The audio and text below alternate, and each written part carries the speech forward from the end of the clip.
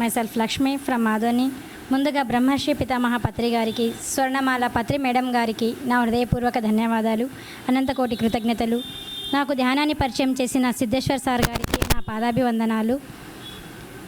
నేను ఒక 6 సంవత్సరాల నుంచి నేను ధ్యానంలోకి వచ్చాను. ముందుగా ఒక 2 సంవత్సరాలు ఏదో కళ్ళు మూసుకొని అలా చేసేదాన్ని, అంతగా పట్టించుకునేదాన్ని కాదు, ఇంట్రెస్ట్గా చేసేదాన్ని అయితే కాదు. తర్వాత ఒక కరెక్ట్గా చెప్పాలి అంటే ఒక 6 సంవత్సరాల నుంచి నేను కరెక్ట్గా ధ్యానం చేస్తున్నాను. నాకు అప్పుడు ఒక డౌట్ వచ్చిందనమాట. ఈ పీరియడ్స్ వచ్చినప్పుడు మనం ధ్యానం చేయొచ్చా అని నాకు డౌట్ వచ్చింది. అంటే తర్వాత ఒక మేడంకి కనుక్కున్నాను అనమాట.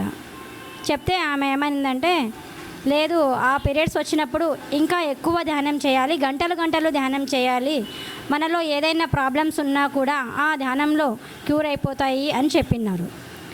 నాకు ఒక వాటర్ టెక్నిక్ గురించి తెలుసు కదా, వాటర్లో మనం ఏదైనా చెప్పుకుంటే నేను ఆరోగ్యంగా ఉన్నాను అని చెప్తే ఆరోగ్యంగా ఉన్నాను, మనం ఏది ఇస్తే అదే తీసుకుంటుంది వాటరు. అప్పుడు నేను ప్రాక్టికల్గా నేను ఒక టెక్నిక్ చేసుకున్నాను. ఉదయం లేచిన వెంటనే ఒక గాజు గ్లాసులో కొంచెం గోరువెచ్చని నీళ్ళతో నేను ఆ గ్లాస్ పట్టుకొని నీళ్ళలో మాట్లాడాను అనమాట. నేను సంపూర్ణ ఆరోగ్యంతో ఉన్నాను, థ్యాంక్ యూ యూనివర్స్ అని చెప్పి ఆ నీటిని మెల్లిమెల్లిగా ఆ నీటిని ఆస్వాదిస్తూ ఆ నీటిని మెల్లిగా తాగేశాను. తాగిన తర్వాత ఒక గంట సేపు ధ్యానం కూర్చున్నాను. ఒక గంట సేపు ధ్యానం కూర్చుంటే కొంతసేపు ఆలోచనలు వచ్చినాయి. తర్వాత వస్తూ ఆలోచనలన్నీ కట్ అయిపోయినాయి.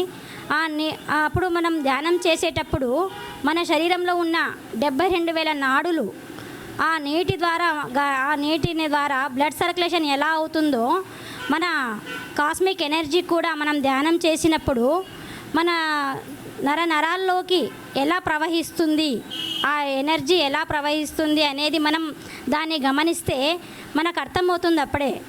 అక్కడ ఏదైనా కడుపు నొప్పి కానీ నడుము నొప్పి కానీ ఏదైనా ఉన్నా కూడా మనం గమనిస్తే అక్కడ ప్రాసెస్ జరుగుతున్నట్లు మాకు అర్థమవుతుంది. అప్పుడే ధ్యానం చేసేటప్పుడు తెలిసిపోతుంది, అక్కడ ఎనర్జీ పాస్ అవుతుంది అంటే అప్పుడు నొప్పి ఎక్కువ అవుతుంది.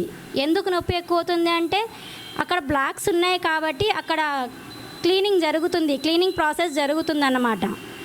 అప్పుడు తర్వాత ధ్యానం తర్వాత లేచిన తర్వాత మళ్ళీ కొంతసేపటికి అప్పుడు తగ్గిపోయింది.